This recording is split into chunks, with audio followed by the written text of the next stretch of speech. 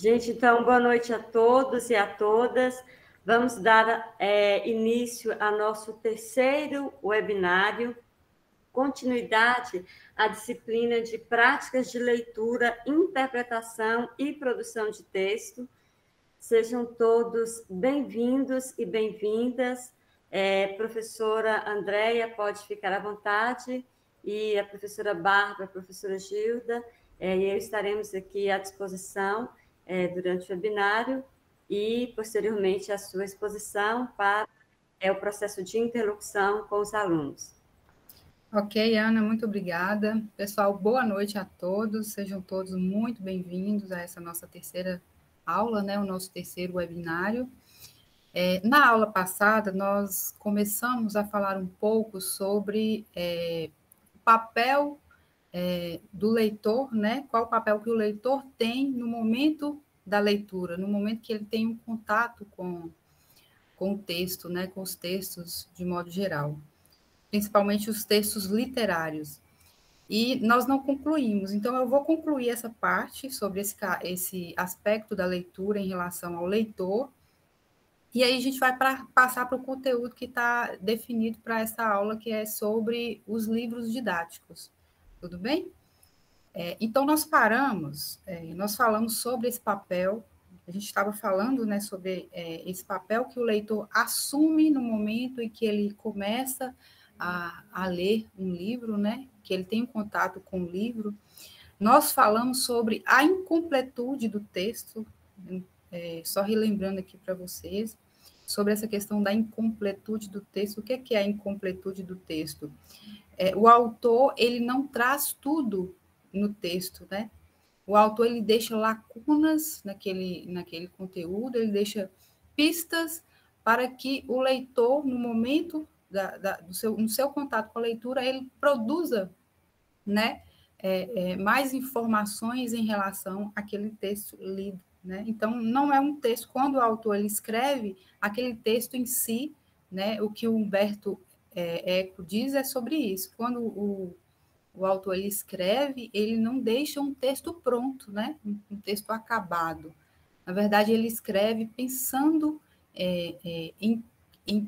para quem ele vai escrever, mas aquele texto não está fechado em si, né? O leitor ele tem um papel aí que a gente chama de um papel colaborativo, né, na construção do sentido desse texto. Então, a partir do momento que o autor ele deixa ali pistas, lacunas, né, e até mesmo a partir do conhecimento do leitor, esse conteúdo, esse texto, né, ou esse livro, ele se expande, né, a significação dele se expande a partir do leitor. E aí, o Humberto Eco, ele fala também sobre o caráter aberto do texto, né? Que é justamente isso. Qual que é a nossa postura diante de um texto que é produzido por um aluno? Pensando assim nessa perspectiva de que o leitor, né, ele vai produzir um sentido naquele texto pronto. Qual que é, nós, enquanto professores, né, qual o nosso papel quando nós estamos diante de um texto produzido por um de nossos alunos? Como nós vimos esse texto, né? Como nós chegamos a atuar como coparticipantes ou como avaliadores? Porque, na perspectiva do Humberto Eco, a gente pode participar no sentido de trazer mais sentido, outros significados para aquele texto, né? E, geralmente, a perspectiva em sala de aula, é comum, né, em sala de aula, que a gente olhe para o texto do nosso aluno numa perspectiva de avaliação. Não que isso não seja necessário, também é muito importante que a gente olhe para o texto desse aluno nessa perspectiva da avaliação, né? De analisar ali a gramática, se ele, né, escreveu corretamente as palavras e tal. Mas também é importante que a gente tenha esse olhar, né, esse olhar como coparticipante no texto desse aluno, no sentido de discutir, produzir significados, fazer uma discussão um debate, apresentar para os colegas, e a partir daquele texto, quais os significados são possíveis ser construídos, né, a partir daquele texto produzido para o aluno. Aí, essa parte é mais uma reflexão mesmo de como a gente pode pensar nessa essa perspectiva da leitura, né, e da relação do leitor, levar isso para a sala de aula, né, para a nossa prática. Então, ele fala da leitura como cooperação, nós somos cooperadores, né? O leitor ele é um cooperador, por quê? O que o leitor ele faz? Ele aciona seu conhecimento de mundo, ele faz inferências, ele diz o que o autor quis dizer, né? O que o avaliador faz? Aí a gente vai pensar na perspectiva quando a gente está diante de um texto para ser avaliado, para avaliar, né? Ele usa das estratégias linguísticas ou textuais e faz análises a partir de erros ortográficos. Mas aí a leitura, né, na visão do Eco, ele é um ato cooperativo. Então, para além dessa avaliação, é importante que a gente faça também essa expansão dessa significação desse texto desse aluno. A leitura como cooperação, então ele dá um exemplo que é bem, assim, bacana. Ele fala que o texto, ele associa o texto como uma questão, né? Suponhamos que o texto ele seja uma questão. E a leitura, ela é uma resposta, né? Quem lê, ele vai ali dar uma resposta. Por quê? Em um dado momento, o leitor ele pode fazer associações, né? Ele pode fazer associações que são coerentes com aquele texto. E, assim, de repente, associações que o próprio autor, se o próprio autor tiver contato com essa associação feita pelo leitor, ele vai pensar assim, nossa, eu nunca imaginei, eu escrevi, mas eu nunca imaginei que pudesse ter essa interpretação, mas é uma interpretação possível, mas não estava no campo do saber do autor, mas estava no campo do saber do leitor. Se a escrita, né, a gente pensa assim, se a escrita ela é uma atividade comunicativa, porque a escrita em si ela produz uma comunicação, né? Quem escreve pensando em um leitor possível. A gente vai falar aí um pouquinho sobre a questão do leitor modelo, né? Então, quando o autor escreve, ele pensa em um destinatário, ele pensa em alguém. Mas quem vai ler, ele vai atuar apenas como... Ele não vai atuar apenas como um recebedor. Quem lê, ele, não apenas ele recebe, né? Ele também participa, ele é um co-participante, né? Desse processo construtivo aí do texto. Aí ele vai falar assim, do leitor modelo, né? O autor, ao escrever, ele pensa um leitor modelo. Quando ele fala de leitor modelo, ele fala em duas perspectivas. Existe a perspectiva do leitor de um texto que é construído para um público específico, por exemplo, suponhamos que há um autor que escreva livros infantis. Então, os livros infantis, né, por excelência, eles são destinados para crianças, para um público infantil. Nessa perspectiva, né, existe essa separação. Às vezes tem um autor que ele vai escrever especificamente para um grupo de, por exemplo, advogados, um texto que é direcionado para advogados, que é direcionado para médicos.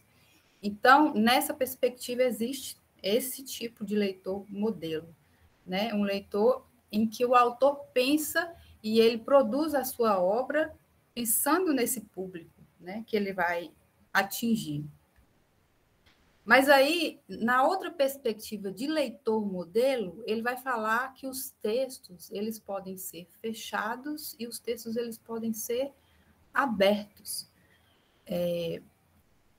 Os textos fechados, na verdade, esse leitor modelo, nessa perspectiva aqui, é mais voltado para o texto em si, mais voltado para as características dos textos.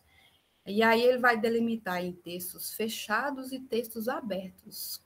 Como são os textos fechados, né? Os textos fechados, para Humberto Eco, levam o leitor por um caminho pré-determinado, exibindo cuidadosamente seus efeitos.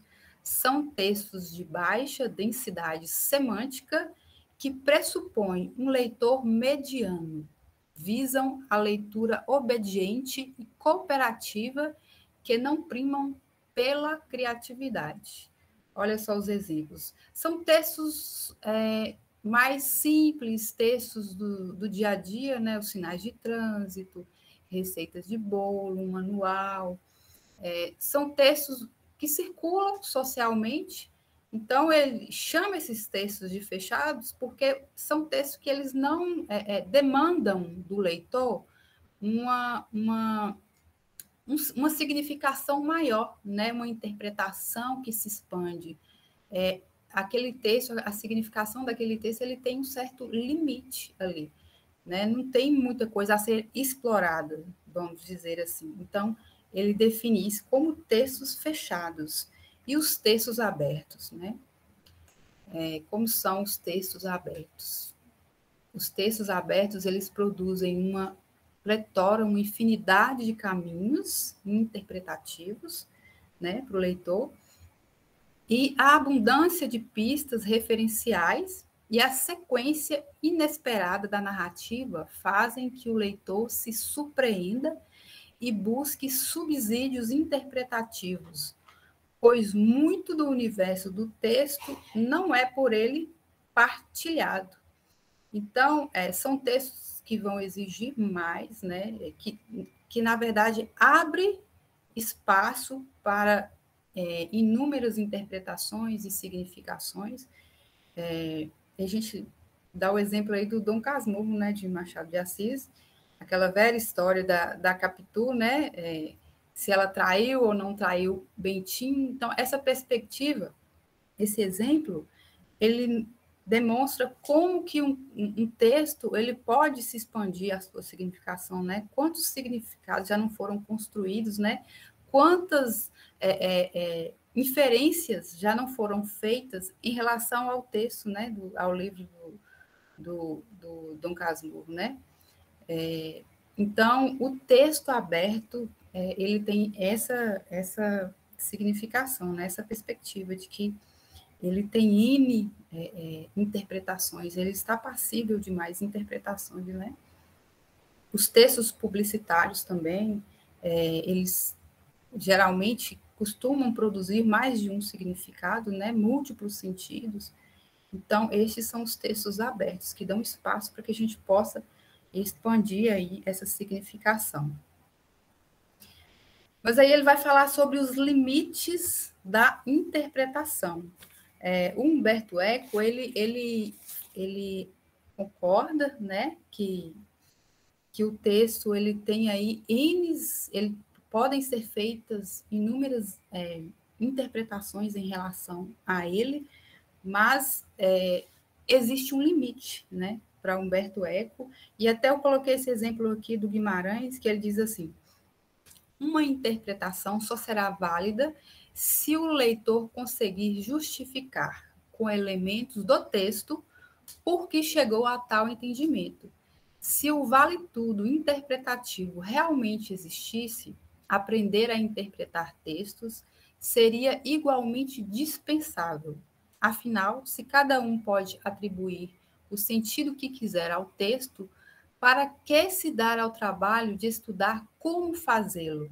Então, a gente tem visto aí, a gente vem vendo aí que existe um caminho para se interpretar um texto, né? Existem alguns processos para a gente poder chegar à interpretação de um texto. Então, se a interpretação ela fosse livre, né? Alguém poderia interpretar da maneira que quisesse, então não faria sentido esses pormenores, né, da interpretação, esses elementos prévios para a gente poder fazer uma interpretação adequada. Nosso trabalho de professor, né, professor André, é justamente esse de conseguir mostrar, fazer a identificação, fazer com que o aluno identifique esses elementos, que tenha essa justificativa dentro do texto. Não, qualquer pessoa iria analisar da forma que quisesse, entendesse, e aí não teria justificativas plausíveis. Isso mesmo, Ana, exatamente. Então, ele prega que há limites, sim, na interpretação do texto. E aí, como que ele diz que se dá esse limite? Como se dá esse limite? Ele fala em semiose ilimitada, né, que é o sentido ilimitado, que para ele não existe, né?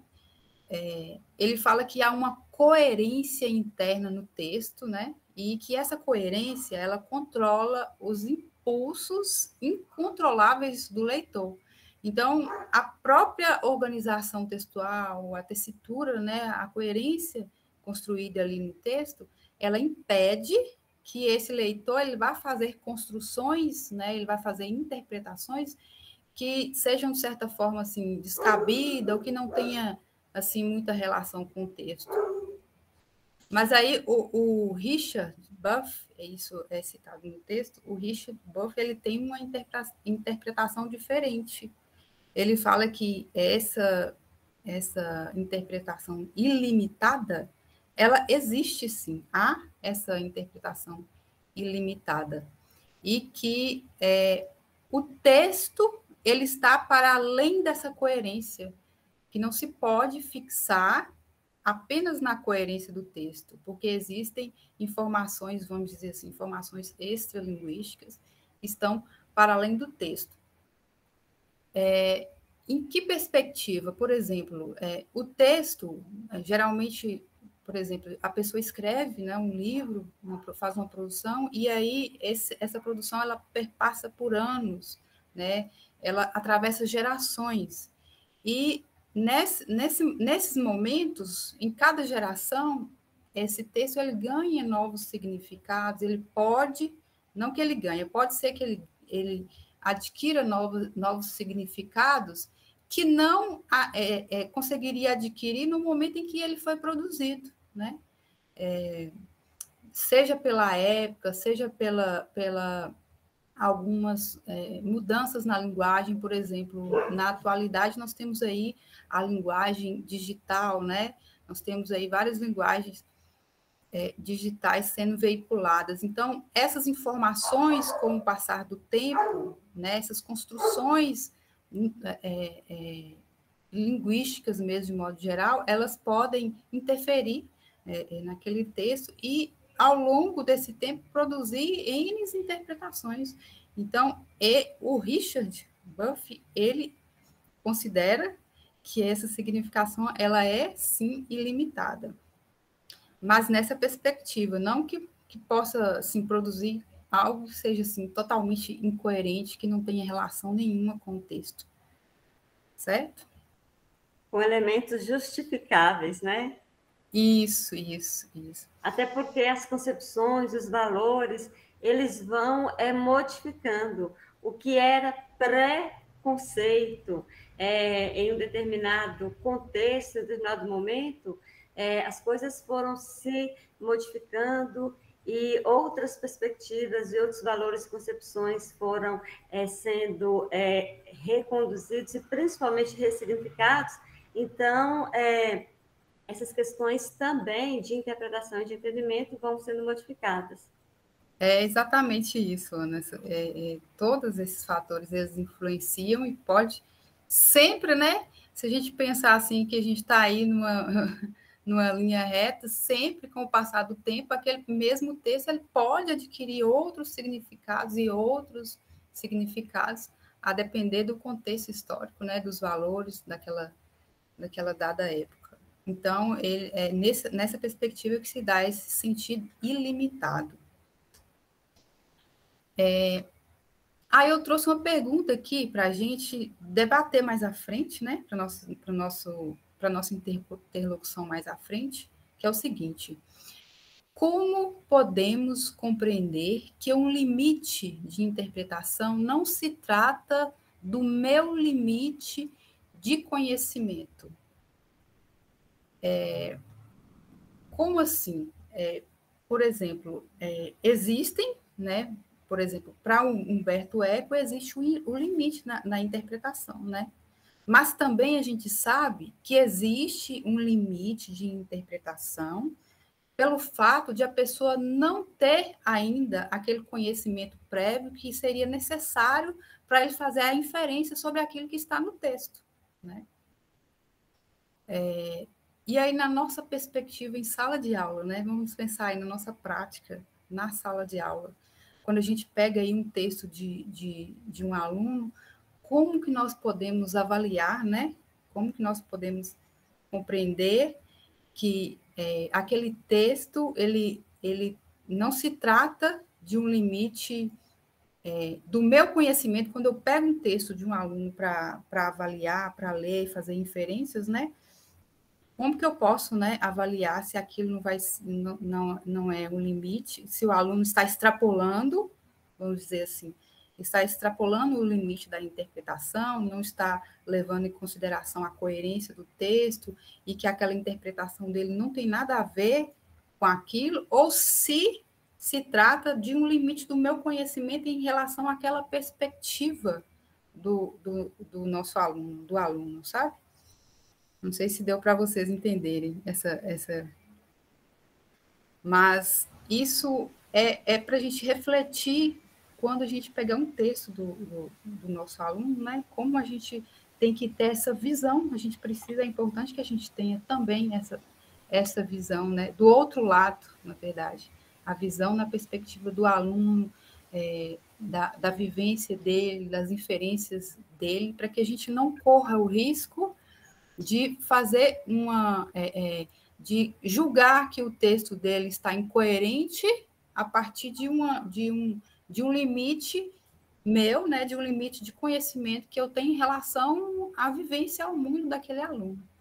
Então, mais ou menos... André, sim, pode falar. Alex levantou a mão e a gente tem algumas considerações aí no chat também. Ah, sim, pode falar. Pode... Alex?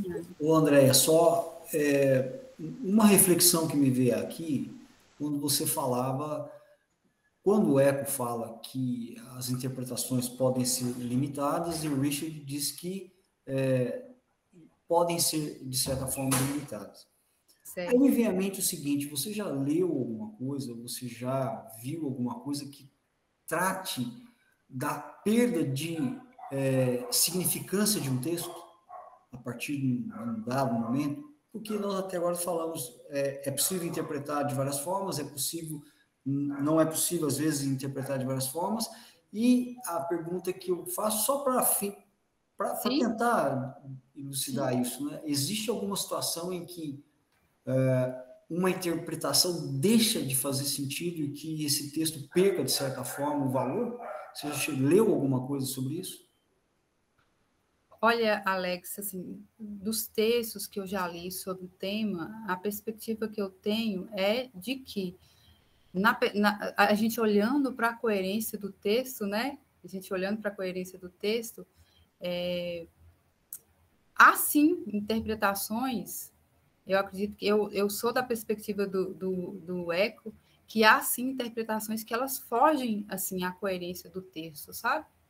Mas aí existe aí um meio termo, sabe, de você ter essa visão, essa perspectiva que de repente o seu conhecimento de mundo ou da realidade daquele aluno, em algum momento pode interferir e você considerar, né, essa interpretação, você pode dizer que seja uma interpretação incoerente, que não faz sentido nenhum com o texto, quando, na verdade, faz sentido, sabe? Mas dos poucos textos que eu li sobre esse tema, eu entendo dessa forma, eu compreendo dessa forma. Ok, André, obrigado. Obrigada, Alex. José, levantou a mão também? Sim, levantei a mão. Eu concordo com com Humberto Eco e acho que daria para a gente fazer, nessa questão da interpretação do texto, um pouco com o que o Enem faz em relação ao aluno se compreender ou não o tema de redação, né? Então, assim, dependendo da quantidade de termos que ele usa, os termos empregados, se os termos são relacionados direto à obra, pode ser que os termos também ele ressignificou, né? Utilizou um termo lá da sua gíria, do seu cotidiano também. A gente também conhecer o universo do aluno é importante para a gente compreender se ele fez isso ou não. Então, acho que a quantidade e a qualidade desses termos utilizados é que vai fazer com que a gente, né, compreenda um pouco o universo dele e perceba se de fato está compreendendo ou não. É verdade, José. É José, né? Isso. As diretrizes do Enem, elas ajudam muito nesse sentido. Ela tem toda uma estrutura, né, que faz com que a gente não permita que o aluno ele extrapole a essa interpretação além do que seja coerente, além do que seja ajustável à linguagem mesmo assim, em si, né? Mas acaba que eu acredito que nas aulas em si, no dia a dia, né, nesse processo de construção aí, no dia a dia, seja mais difícil utilizar esses recursos do Enem, e assim, eu acho que existem algumas interpretações ainda que, de repente, utilizando as regras do Enem, não seria possível a gente considerar, mas eu acho que, assim, no dia a dia, nas aulas do dia a dia, eu acho que pode-se ter um pouquinho mais de abertura, sabe, acolher e interpretar mais nesse sentido, porque o Enem, ele acaba sendo, assim, mais técnico, sabe, ele não visa muito a esses detalhes, não, ele acaba sendo bem, assim, mais exato mesmo, né, mais técnico, e o aluno, ele tem ciência, uma ciência quem vai fazer o Enem, né, ele acaba tendo uma ciência prévia disso, de toda essa estrutura, e se preparando para isso, sabe? No chat aí, professora, Aynon, ele fala o seguinte: então, as relações estabelecem os limites do texto. O meu limite de conhecimento aumenta a partir da exposição a assunto ou conteúdo do texto. E aí, o Jonas, ele complementa, né? Pensar essas questões pode nos dar mais tranquilidade, pois muitas vezes queremos esgotar as interpretações. Aí não completa, né? Na verdade, meu limite não é aumentar, talvez, mas sim... Não, na verdade, meu limite não aumenta, mas sim se expande. E Marilu coloca que a interpretação pode partir do conhecimento que ele vivencia, mas o papel do professor é ampliar a vivência. Não, acho que obrigada, é isso. Bárbara. É exatamente isso, pessoal. Obrigada pelas participações. Essa expansão ela vai se dar com o contato com o texto, né? Ainda que o aluno tenha o contato com aquele texto, que ele, de repente, ele tenha ali dificuldades com a interpretação, por conta mesmo da deficiência dele com alguns conteúdos, com conhecimento, com algumas coisas, mas no momento que ele tem contato com esses textos, isso vai começar a se produzir, né? Essas inferências, esse conhecimento, ele vai começar a se produzir e cada vez mais, né, à medida que ele vai fazendo leituras, e isso vai se fortalecendo e tende a melhorar cada vez mais a leitura. Alguém levantou a mão? Alex e Daniel. Pode falar, Alex. André, analisando essa pergunta aqui, ela é muito interessante, sabe? Porque, às vezes, o aluno tem um limite mais amplo do que o meu, né? Porque a gente sempre trabalha na perspectiva de que o aluno tem um limite menor, menor que o da gente, né?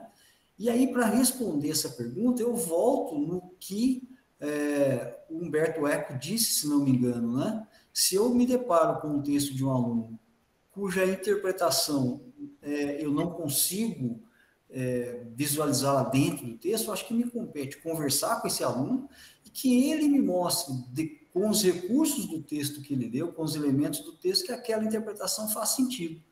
Agora, o grande problema disso tudo é a questão do tempo, né, André? Porque em sala de aula, com às vezes 30, 40 alunos, você pega um texto mais complexo, que te demanda mais tempo, você, infelizmente, você tem que deslanchar com a aula, né? E muitas das vezes a gente perde pérolas, né? Raras como essa, porque a gente não consegue parar para discutir, né? E às vezes é o que eu disse, o aluno, tem muitos alunos que de fato têm um grau de compreensão maior do que o da gente, né? Tem que ser humilde para reconhecer isso, e às vezes a gente não entende e acha que ele é o que é errado, mas na verdade é a gente. É exatamente isso. Assim, a gente pode pensar também que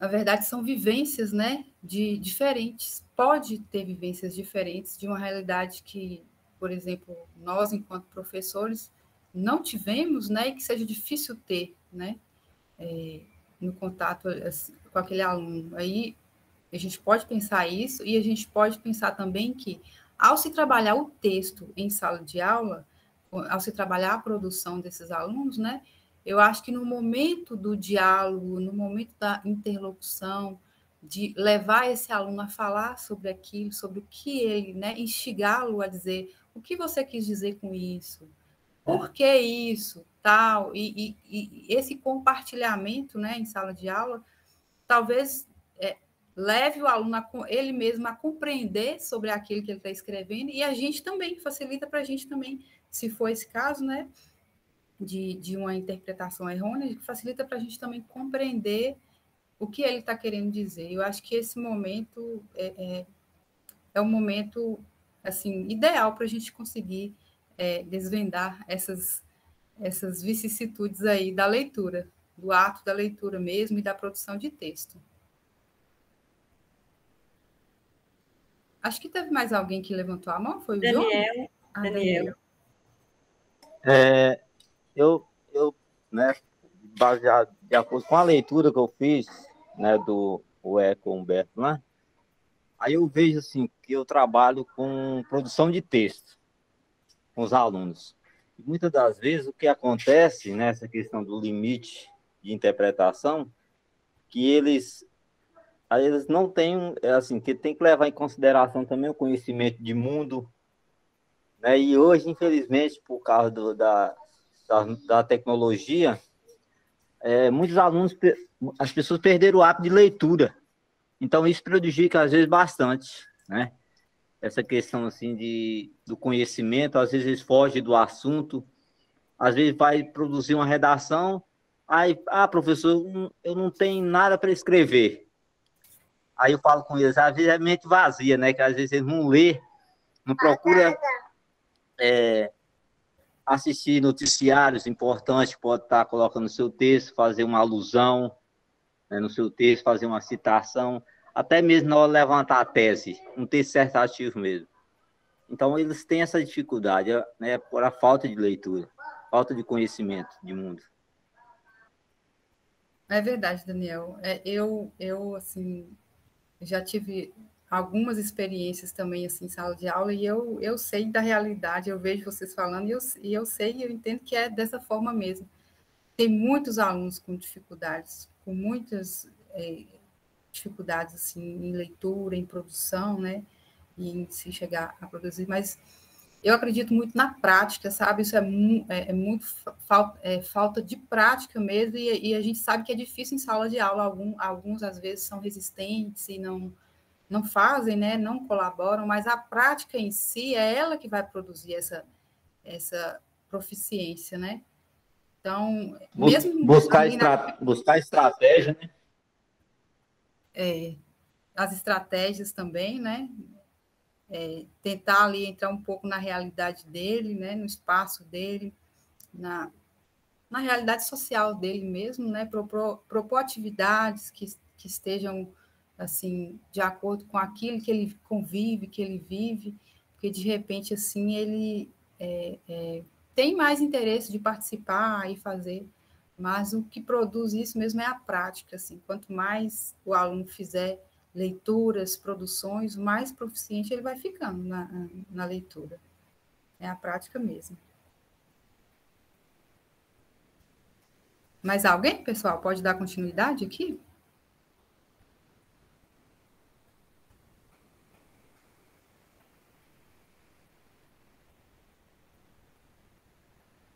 Professora André? Sim, pode Só falar. para avisar o pessoal, gente, vou colocar a lista de presença agora, tá? Para vocês.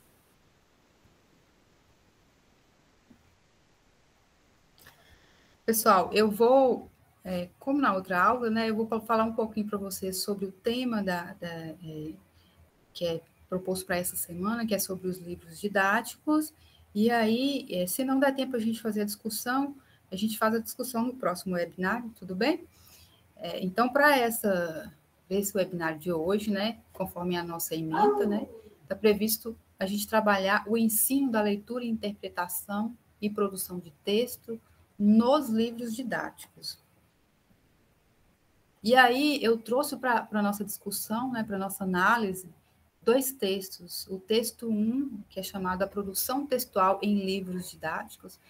Quem já leu aí, deu para perceber que é um artigo, e nesse artigo ele traz aí uma pesquisa que está relacionada ao ensino médio, né?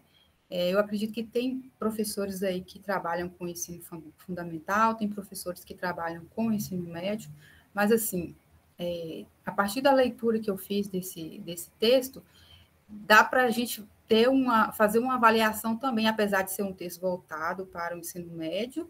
Quem trabalha no ensino fundamental dá também para fazer uma avaliação em relação aos livros didáticos do ensino fundamental, tudo bem? E aí o texto 2, que é chamado Multiletramentos, Novas Concepções de Leitura na Era Digital. Esse texto ele fala um pouquinho sobre leitura, e mais no finalzinho ele traz uma reflexão que eu achei muito importante da gente discutir sobre o livro didático em si.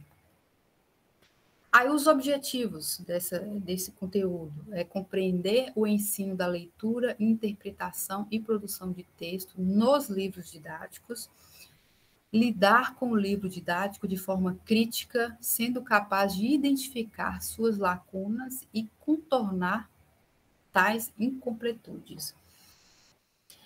Se fosse para a gente fazer perguntas sobre aquilo que a gente vai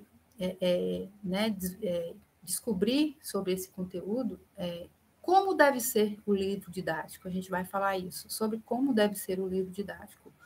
Como nós devemos tratar o livro didático para que a aprendizagem da leitura, da interpretação e da produção de texto, ela seja mais efetiva, né? Como nós vamos utilizar aí esse livro didático de forma mais efetiva. E como fica o livro didático frente às novas tecnologias, né? Como vai se dar aí?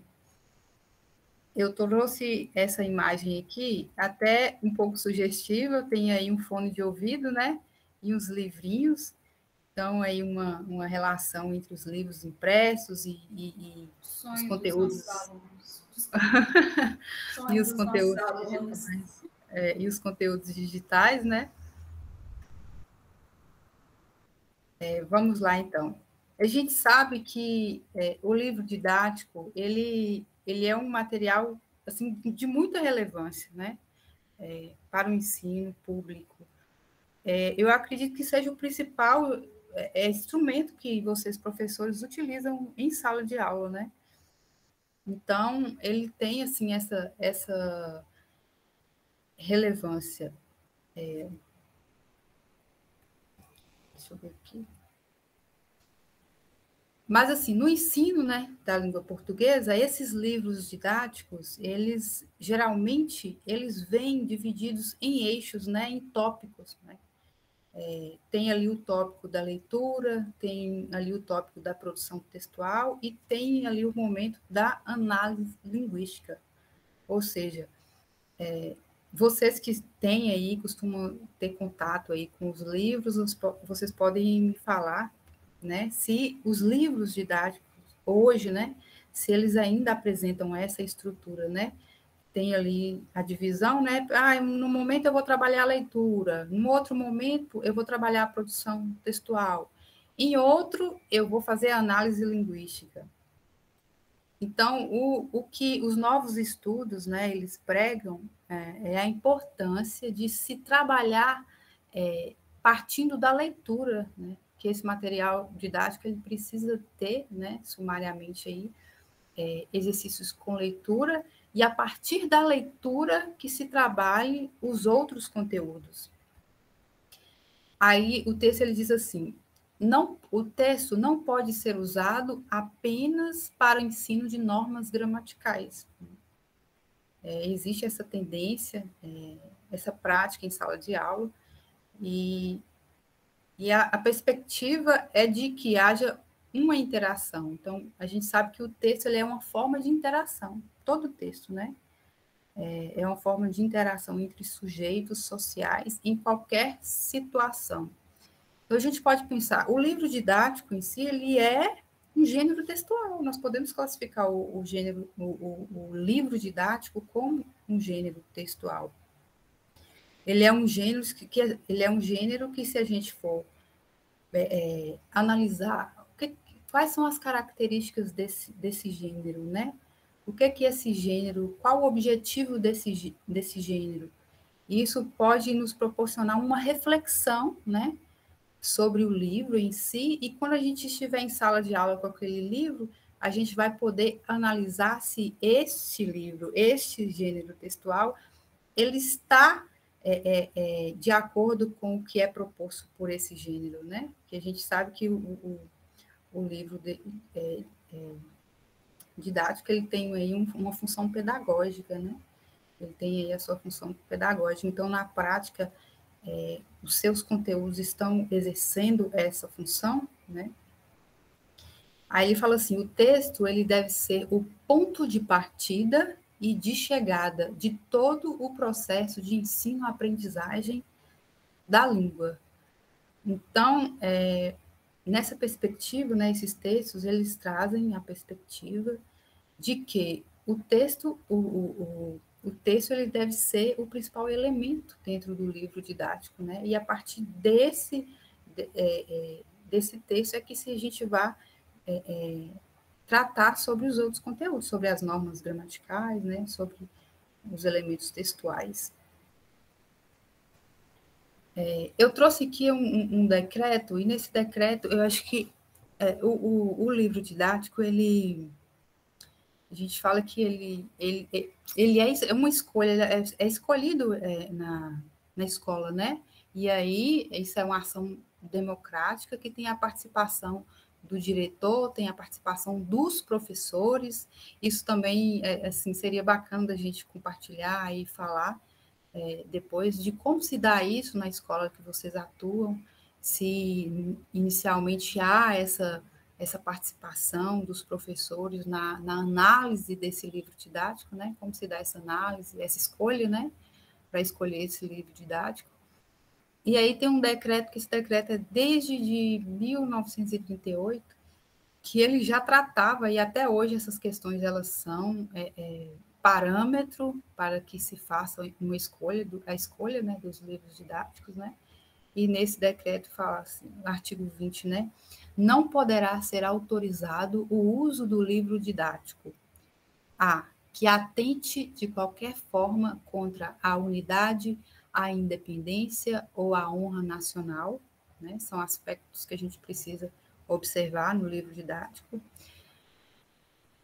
Que contenha, de modo explícito ou implícito, pregação ideológica ou indicação da violência contra o regime político adotado pela nação,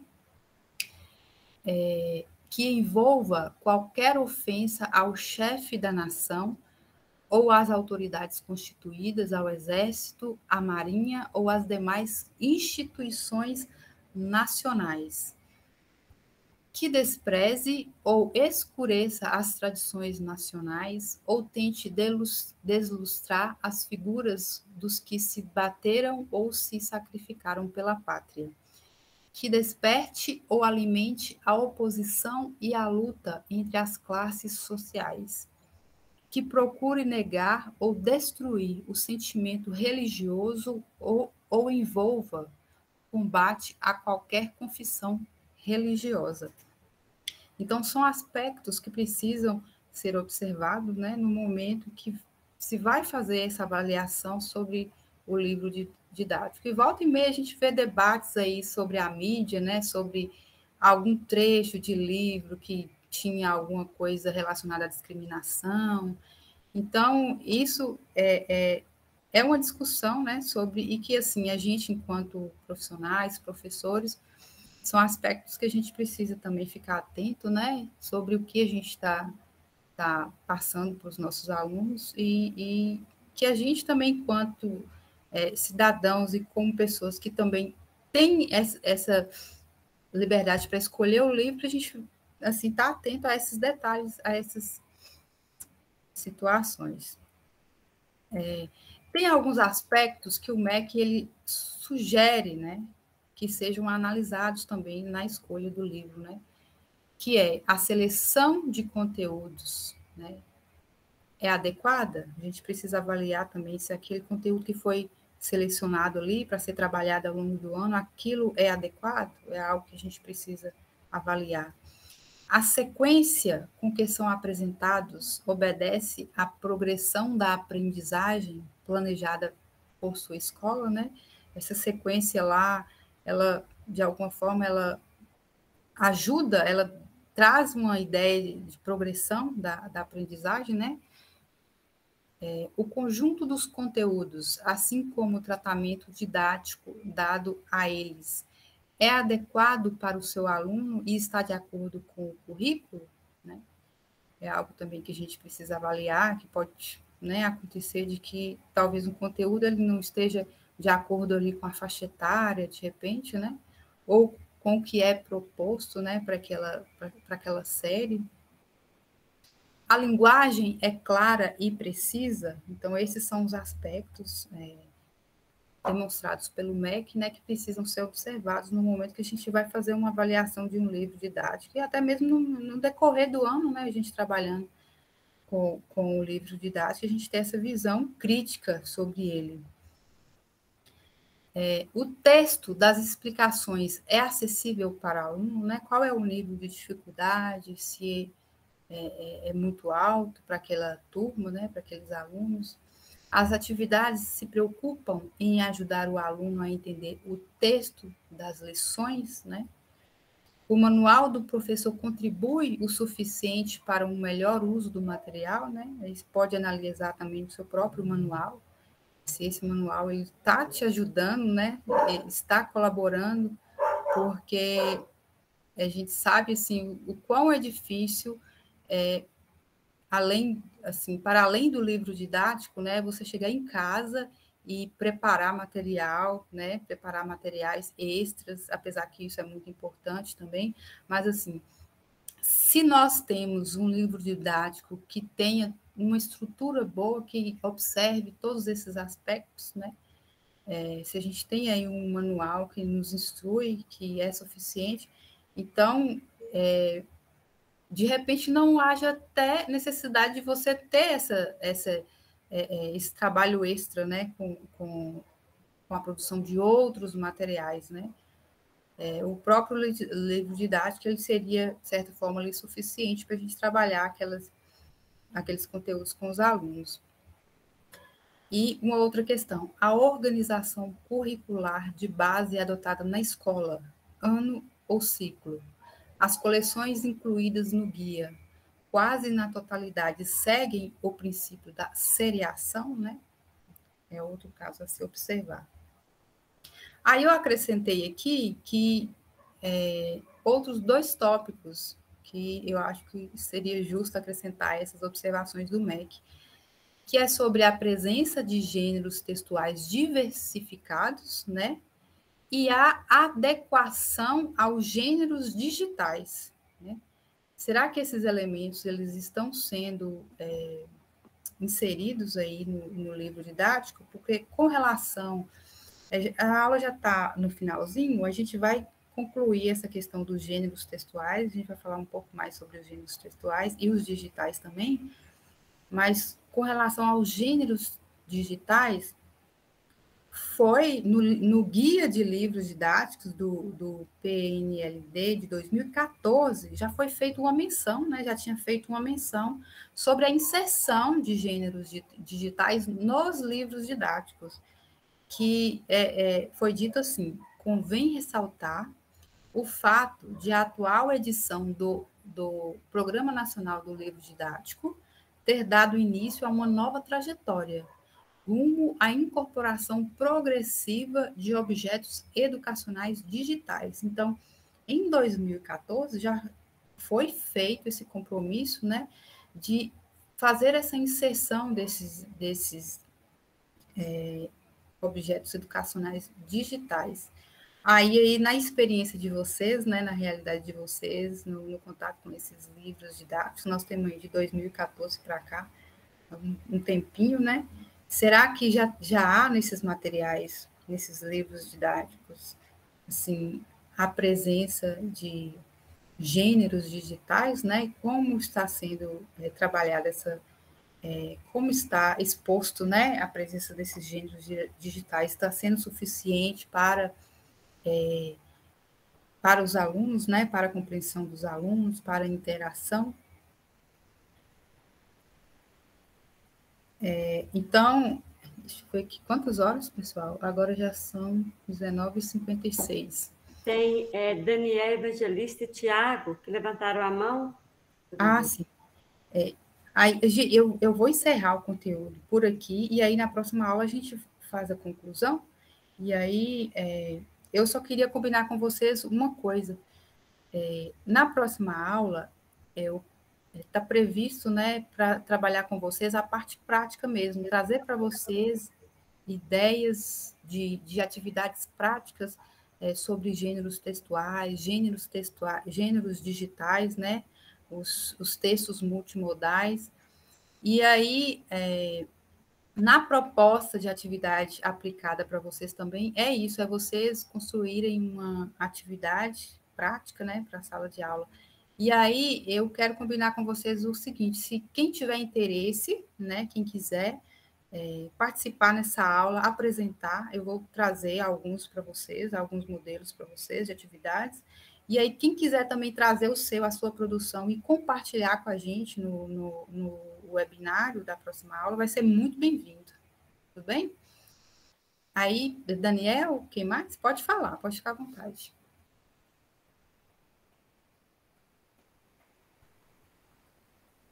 Daniel Evangelista, Tiago Gabriel e Cleonice Lemos, que levantaram a mão. Boa noite a todos. Boa noite, professora. Boa noite. Eu fiquei meio que em dúvida e meio que, assim, não entendi muito bem quando você apresentou que os livros didáticos não devem estimular ali a questão da luta de classe. Eu acho, nesse sentido, meio incoerente. Porque uma das funções da escola, de nós como educadores, é fazer com que esse aluno tenha um pensamento crítico. Então, quando o material didático se propõe ao contrário, assim, eu fiquei meio que em dúvida, porque você vai trabalhar um texto literário, por exemplo, de autores que trabalham com temática social, você vai cair na luta de classe. Se você trabalha um artigo de opinião de um jornalista que se posiciona de um fato político, lá da Folha de São Paulo, você vai cair na luta de classe. Então, assim, é meio que incoerente, né, esses critérios de elaboração do livro didático, porque uns avançam, né, no intuito da construção de uma educação de qualidade, formação do leitor crítico, e outros quesitos são contraditórios e faz com que a gente retroceda, né, volte um pezinho para trás. Então, assim, não sei se a leitura minha foi equivocada, eu só queria expor essa questão dessa incoerência mesmo, da base, até mesmo, do MEC, para que o livro didático seja formulado, né, que ele seja produzido. Era só isso. Ô, Daniel, eu agradeço a sua manifestação. Eu vou analisar direito, eu vou analisar direitinho como foi que eu coloquei isso aqui e tal, e eu trago um esclarecimento para vocês na próxima aula, viu? Se tiver alguma incoerência, e eu trago para vocês e esclareço para vocês, viu? Eu agradeço, viu, pela percepção. Até o Jonas, nesse momento, ele colocou, vixe, escola sem partido é antigo, e riu, né? Porque que é uma concepção que está indo de encontro ao que Paulo Freire nos ensina, não é assim? Não, é verdade. Eu acho que eu inseri algo errado aqui, pessoal. Eu peço desculpas, eu vou avaliar e na próxima aula eu esclareço melhor para vocês, tá bom? Eu acredito, só André. uma consideração a respeito disso. Eu também pesquisei livro didático no meu mestrado, e é isso mesmo. Nesse decreto, que é um decreto de 1938, ele traz essas considerações realmente. Então, não é informação errada, não. O Tiago falou de uma contradição, de uma questão bem complexa, e é verdade isso. Mas, naquele momento, se a gente for pensar no período histórico, é muito característico, né, daquele período fazer uma proposição dessa natureza. Isso consta mesmo, tá bom? É lógico que ao longo do tempo isso vem mudando, mas naquele momento a proposta do decreto ele estabelecia esse tipo de coisa mesmo, tá certinho, a informação está correta. É aquilo que nós estávamos discutindo em relação à questão da interpretação e da mudança de concepção e de valores. Então, é até bom para poder trazer aquilo que a gente esperava de um livro didático e como que as concepções e as possibilidades de interpretação, elas vão se modificando, mas o decreto não foi modificado.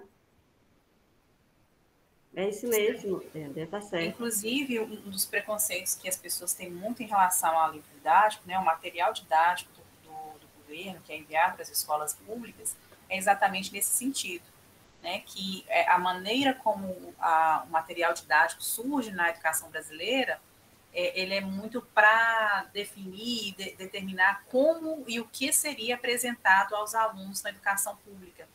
Então, e ao longo do tempo isso mudou pouco, né? Assim, a gente tem algumas considerações que foram feitas ao longo dos anos aí. No entanto, os princípios da construção dos materiais didáticos na educação brasileira, elas são muito nesse sentido, de direcionar, de determinar e de ter o controle do que seria apresentado nas escolas para os alunos. E aí a gente tem, hoje em dia a gente tem no MEC, né, na equipe dele, uma equipe, sempre existe uma seleção para esses profissionais, eles são convidados para que exista uma diversidade maior e que aí são feitos também alguns documentos para orientar dentro dos biênios ou do período de 4 anos, às vezes, também, que nós tivemos períodos de 2 anos, de 4 anos, que as equipes ficavam para fazer a composição dos materiais, e aí tem algumas diretrizes, né, dessa diversidade de gêneros textuais, de acrescentar a questão da diversidade mesmo nos livros didáticos, e uma outra coisa também que aconteceu nesse processo aí, ao longo desses anos, foi o MEC enviar para as escolas algumas alternativas para que os professores escolhessem, né? Mas tudo dentro ali de uma dinâmica também. Então, isso aconteceu depois também como uma forma de dizer que havia uma participação coletiva na escolha desses materiais que iam para cada escola, de acordo com a realidade. Por isso, sempre muito importante essa participação democrática das escolas, dos professores, porque essa questão da diversidade e daquilo que vai proporcionar de formação e de informação para o aluno, nada melhor do que e propício que nós, professores, que tenhamos esse conhecimento no dia a dia. E quando a professora Andréa traz a questão da tecnologia, da leitura agora que compreende outros aspectos de inovação, E como nós, às vezes, temos, sim, que sair desse patamar, daquilo que a gente tinha de leitura, de produção, e temos que estar muito ligados a essa questão do tecnológico, da inovação e de o que o aluno acompanha aí no mundo digital. Às vezes o aluno ele sabe mais e tem mais propriedade do que os professores em relação a essa leitura digital. Então, por isso que essa questão do gênero digital é algo muito importante e, às vezes, o professor ele tem também melhores informações do que aquilo que está no livro didático. Cleonice levantou a mão, professor André. Boa noite. Boa noite. Professoras e boa noite, colegas. Professora, talvez você tenha explicado, peço desculpas, mas eu não entendi, eu não fiz até agora a A, mudando de assunto assim, mas é algo que está bem angustiante para mim. Eu não fiz a A porque eu não compreendi a proposta. Veja, porque às vezes eu acesso pelo notebook, a placa que ela não capta energia, então sai, agora mesmo estou usando o celular, descobri que é só pelo celular que eu consigo assistir a live. Por isso, você deve ter explicado e eu não entendi. Também fiz uma pergunta lá no grupo, não recebi resposta. Veja bem, é porque nós temos que fazer uma proposta com um gênero tradicional e um digital, não é isso? Certo, isso. Mas essa proposta não precisa ser realizada, executada na sala. É isso mesmo? Olha só, Cleonice, eu não coloquei na atividade para vocês executarem em sala, porque eu acredito que todo mundo esteja de férias, né? Eu acho que o ano letivo começa agora dia 7. É isso mesmo. E assim, ainda que, né, nós temos que postar a atividade já na próxima semana, ainda que tivéssemos que executar, nós ainda estamos conhecendo os alunos, é aquela questão de ambientação. Isso. Então, assim, é uma atividade para vocês fazerem, para vocês construírem, na verdade, né? Uma atividade para vocês colocarem no papel, vamos dizer assim, e para compartilhar, que é uma atividade que vocês vão ter ali pronta, que vocês futuramente, né, vão poder aplicar em sala de aula, né, no momento oportuno. Entendi, professora. Muito obrigada. Por nada, disponha.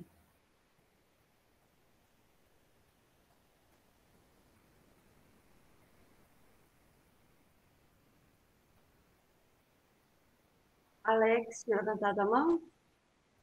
Sim, Ana, eu queria só comentar esse artigo 20H, né, que a gente está discutindo aqui, e assim, eu tive uma outra interpretação, sabe, ao ler esse item. Porque se a gente lê, a gente percebe, eu percebi da seguinte forma, né, se você lê separando as coisas, talvez seja possível compreender o que quis dizer. Então, veja, não pode ser autorizado o uso do livro didático para quê? Para despertar ou alimentar o quê? A oposição entre as classes. Então, você não pode usar o livro didático para jogar uma classe contra a outra. E aí tem a segunda parte. Você não pode ser autorizado o uso do livro didático para quê? Para despertar ou alimentar o quê? A luta entre as classes. Então, o que me passa nesse tópico, nesse item, é que não se pode usar o livro didático para jogar uma classe contra a outra. Na minha percepção foi essa. Eu não vi nessa parte dizer que você não pode discutir classes, mas não é aqui. Diz que não pode jogar uma classe contra a outra. Vamos falar da classe A em detrimento da classe B. Então, foi nessa perspectiva que eu entendi esse item. Então, eu só queria passar isso, porque às vezes pode contribuir para formar uma opinião sobre o assunto.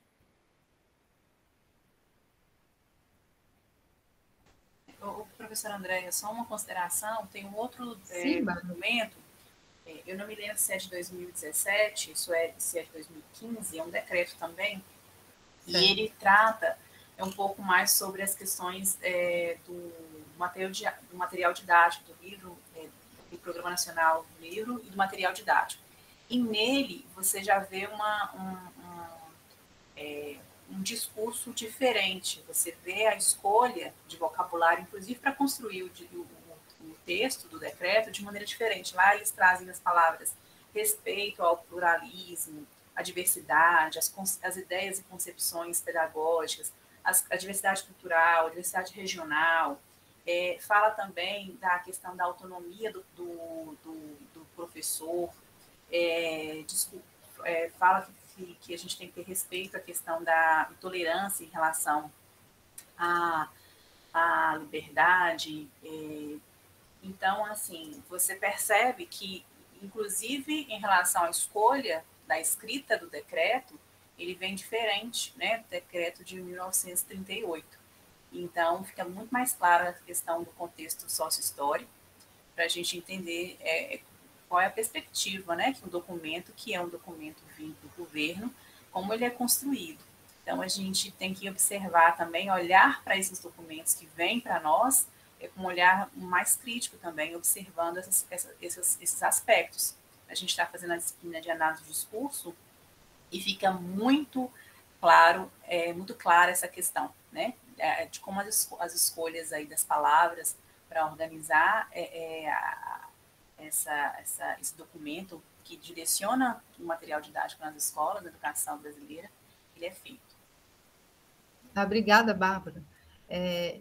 A escolha das palavras tem um perfil mais impositivo, né? Mas na próxima aula eu vou observar esse outro decreto aí eu vou contrapor com esse antigo, né? Que é o de 1938, para a gente ver o que é que mudou, né? Quais foram as alterações que aconteceram de lá para cá sobre essas determinações sobre o livro didático, e a gente deixa mais claro e sem problemas. Obrigada, Bárbara. Gente, nós agora temos algumas questões ainda, e hoje a participação foi bem efervescente, principalmente aqui, né, Bárbara? Nós estamos acompanhando, tem muita coisa para ser lida, para ser dita aqui, mas nós já estamos aí, já passamos 2 minutos, a aula foi bem participativa, viu, professora Andréia? Excelente, e é muito bom a gente poder trazer, inclusive, um decreto que a gente, e agora a gente fazer essa contextualização, porque justamente nós estamos falando do processo de leitura, de interpretação e de entendimento e de outras concepções. E aí nós vamos finalizando, porque já estamos aqui 2 minutos para o próximo webinário. Agradecer a participação de todos, a aula bem profícua da professora Andréia, e já encerrando. Passo para a professora Andréia, se tiver mais algum aviso, e a professora Bárbara. Pessoal, muito obrigada, e um abraço a todos, e eu aguardo vocês na próxima aula. Obrigada, professora. Boa noite. Obrigada, boa noite, André. Boa noite, Ana. Obrigada, Alex. Bárbara. Até mais. Boa noite.